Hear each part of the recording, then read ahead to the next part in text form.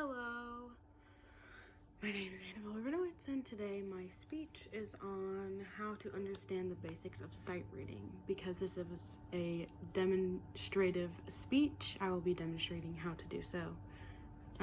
First, I'm going to start with a little background. So sight singing is basically where you look on a page and you know what it says just by learning basically how to read music through a few different things. So with singers, it's a little bit different. We use something called hand signs to use, basically, since we don't have an instrument to blow into, it's easier to think the note in your head before you sing it if you use these hand signs.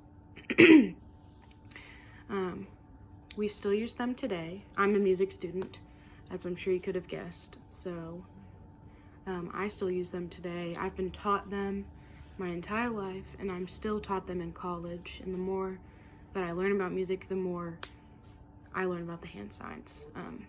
But basically, just to give a little bit of history, they are called Kerwin hand signs. They were invented by a man named Kerwin to improve I guess just make it easier for people to sight sing.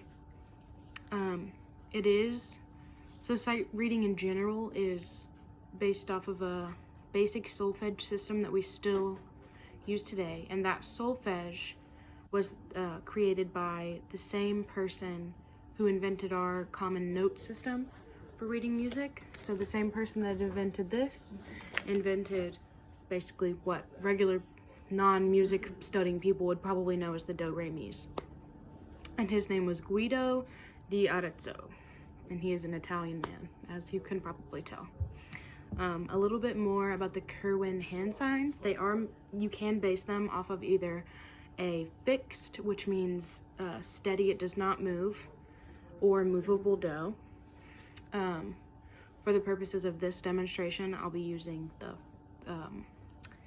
movable do. I know that doesn't probably mean much to non-music studiers, but so the Kerwin hand signs are based off of the simple solfege system that I had already talked about, and it is do, re, mi, fa, sol, la, ti, do, one representing every note in the scale. Every scale has 7 notes, except for a chromatic, which we won't get into today. That's kind of farther in music studies, but for today, we'll base our example for sight singing off of do, re, mi, fa, sol, la, ti, do. So the hand signs that I will be talking about, or that I will be using to improve my sight singing abilities, go like this: do, re, mi, fa, sol, la, ti, do. So do, re, mi, fa, sol, la, ti, do. And back down, it's the same. The hand signs can change for major or minor songs. So minor would be like sad sounding songs, major would be happy sounding songs. There are different hand signs for those, but today, for the purpose of this speech, I'll be using a major example, so I'll be using the major signs, which I just showed. Also, for the purpose of this speech, I've picked a fairly easy example with no hard skips in the melody, so it will just go up and down. It should be fairly easy. I'll show you a picture, and then I'll basically just demonstrate how I would do it and how I would teach it as a music person who needed to teach someone how to sight sing. So we're going to be looking at this example.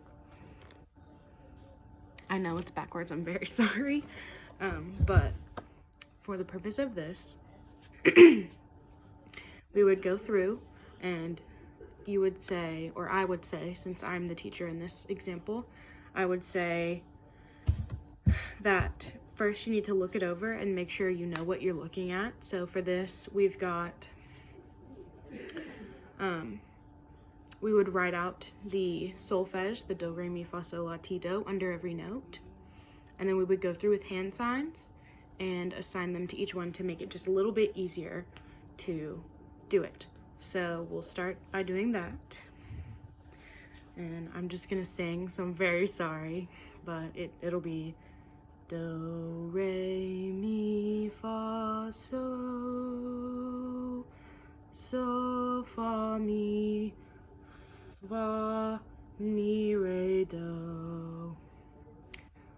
So obviously as a music person, I know more about it than most people, but this is a very easy example. So once we went through it once, I would then proceed to, I don't have any listeners today, but if I did, I would proceed to go through and make sure that my students or my listeners circled or made sure to be prepared for the one part. Those two notes that are connected are called eighth notes, and if your beat is like this, 1, 2, 3, 4, then your eighth note would be 1, 2, 3, 4, 1, 2, 3, 4. So that's how an eighth note is divided. So I'd make sure to get my students or listeners or whoever I was teaching to circle that and make sure that they were prepared for the increase. Basically, it sounds like it's an increase in speed, but it's not. It's just an increase in notes per beat. So we can do it again, and I'll try and be better this time. So let's do it again. Do, re, mi, fa, so, fa, mi, re, do.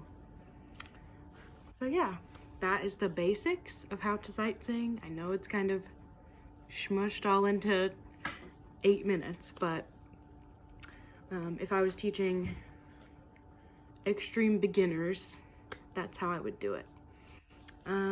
So basically, in conclusion, sight reading or sight singing is a very important skill to really all musicians, but especially singers, choir members, or anyone interested in pursuing a career or even just for fun.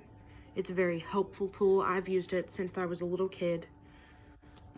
Obviously, my love for it eventually grew into me pursuing a career in it, but I know that's not for everyone, but and I might be biased, but although I know music isn't for everyone, I think it's fun, and I think that everyone should at least try it and see if they like it. So thank you, and I hope you learned at least something.